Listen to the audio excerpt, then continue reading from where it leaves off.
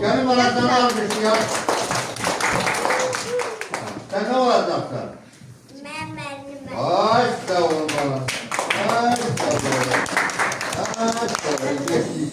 Sen gel buraya görünmeyen bana. Adın nedir? Ne?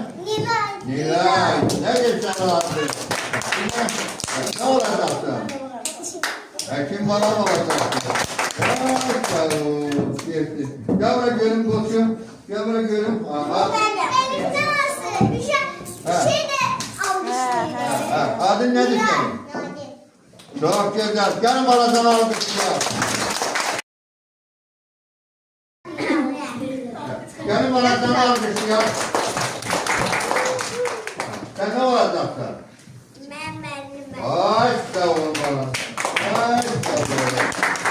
Ay sağ ol. Geçtik. Sen gel buraya görünmeyen bana. Adın nedir? Ne? Nilay. Nedir sen olacaksın? Ne olacaksın? Kim bana mı olacaksın? Ay sağ ol. Geçtik. Gel buraya görün koçum. Gel buraya görün. Aha. Adın nedir senin? Çok güzel. Gelin bana sana almışsın ya. Gelin buraya.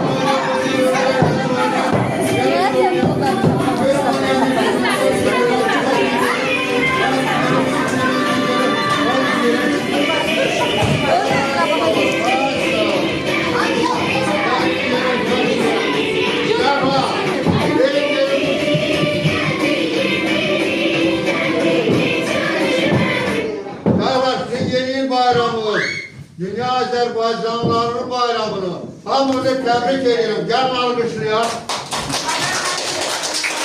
İzmir'de gelin valideynlerimizi alkışlayalım.